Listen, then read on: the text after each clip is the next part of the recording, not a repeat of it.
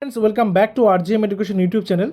তো আজকে সন্ধ্যায় যে আপডেটটা তোমাদের প্রত্যেককে দিয়েছি সেটারই এটা বলতে পারো একটা এলাবোরেট ভার্সন, বা বলতে পারো যে সেই জায়গা থেকে যেই সমস্ত কোয়েশ্চেন বেশি করছো তোমরা কমেন্ট সেকশনে, সেইটারই উত্তর দেওয়ার জন্য এই ছোট্ট ভিডিওটা করে দিচ্ছি। আশা করি তোমাদের প্রত্যেকের সমস্ত কনফিউশন দূর হয়ে যাবে। তো নতুন যে নোটিশটা প্রকাশ করা হয়েছে সেই নোটিশে মূলত যে বিষয়টা বলা হয়েছে সেই বিষয়টা হচ্ছে কি, যে রিভেরিফিকেশন হবে কাদের, যেই সমস্ত সার্টিফিকেটসগুলো, সেটা এসসি হোক বা এসটি হোক বা ওবিসি হোক, যেগুলো 2011 সালের পর থেকে ইস্যু করা হয়েছে।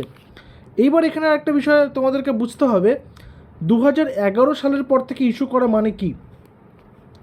মনে করো তোমার কোনো একটা সাবকাস্ট রয়েছে, এসসি এসটি এবং ওবিসিতে যে কোনো একটা সাবকাস্ট রয়েছে, এবং সেই সাবকাস্টটা 1993 লিস্টে বা তারপর 94 বা তারপর অর্থাৎ 2011 আগে অবধি লিস্টেড রয়েছে সাবকাস্টটা।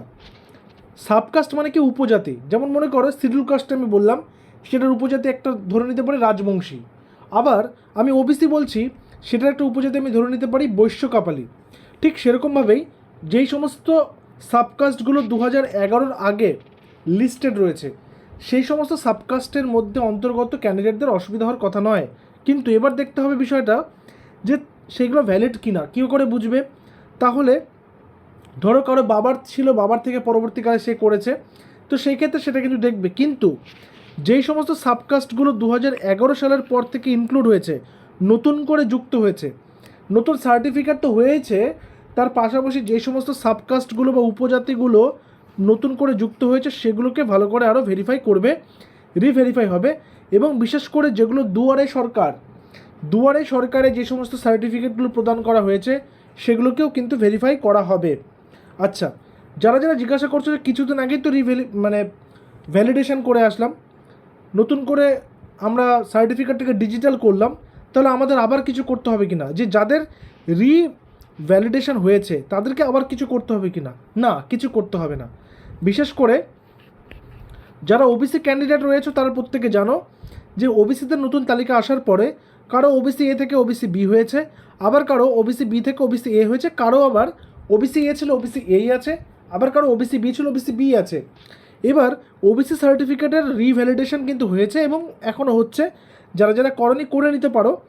এবং যাদের কাছে ডিজিটাল সার্টিফিকেট রয়েছে, হাতে লেখা সার্টিফিকেট নয়, ডিজিটাল সার্টিফিকেট রয়েছে এবং সেখানে ডিজিটাল একটা নাম্বার থাকবে, ডাব্লিউবি এরকমই বা ওবিসি কিছু একটা দিয়ে একটা নাম্বার থাকে, যাদের কাছে সেই সার্টিফিকেট রয়েছে তাদের অসুবিধা হওয়ার কথা নয়। যদি কারো রিভ্যালিডেশন করা না থাকে ওবিসির ক্ষেত্রে, তারা অবশ্যই রিভ্যালিডেশনটা করে রাখবে। বিশেষ করে যদি কারোর শ্রেণী পরিবর্তন হয়ে থাকে, ধরো ওবিসি বি থেকে ওবিসি এতে গেছো, আবার ওবিসি বি থেকে ওবিসি এতে এসছো, তাহলে কিন্তু করে রাখতে হবে। অর্থাৎ এখানে যে মূলত নোটিশটা, এই নোটিশটা কিন্তু কাদের উদ্দেশ্যে দেওয়া হয়েছে? রাজ্য সরকারের পক্ষ থেকে যারা ডিএম বা যারা এসডিও বা যারা কনসার্ন অথরিটি রয়েছেন, যারা সার্টিফিকেট ইস্যু করেন, ইস্যুইং অথরিটি, তারা এই সার্ভেটা করবে, তারা ভেরিফিকেশানটা করবে, রিভ্যালিডেশনের জন্য কিন্তু নয়, তারা ভেরিফিকেশানটা করবে।